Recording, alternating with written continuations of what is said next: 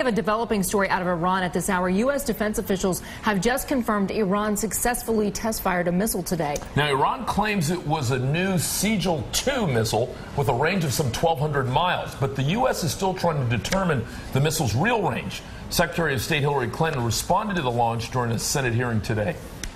A nuclear-armed Iran with a deliverable weapons system is going to spark an arms race in the Middle East and the greater region. That is not going to be in the interests of Iranian security.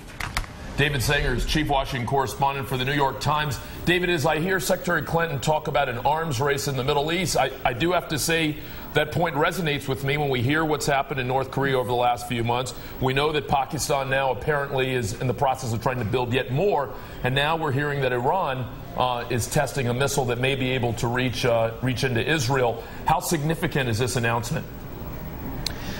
Well, Carlos, I've spoken to some in the administration.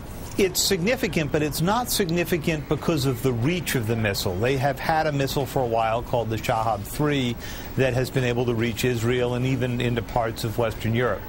What's different about this missile is that it is a solid fuel missile. Now, it doesn't sound like it's a big deal whether it's solid or the old one is liquid, but it makes a significant difference because solid fuel missiles are a lot easier to move around, they're a lot easier to hide, and therefore it gives them a mobile capability, and it means that Israel would feel, and the United States would feel, that it would be much harder to identify missile sites within Iran. You can roll these around, you can hide them.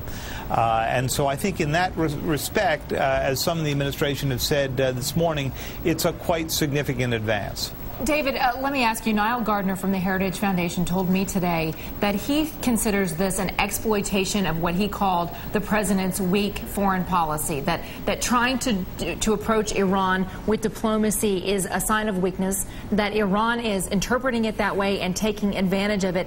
Does that cause concern among the administration when you're doing your reporting? You know, I think that the people who I've spoken to in the administration feel that we have tried for 30 years to deal with Iran by essentially not talking to them and engaging them. And so trying for a year to see if that engagement goes anywhere is worthwhile.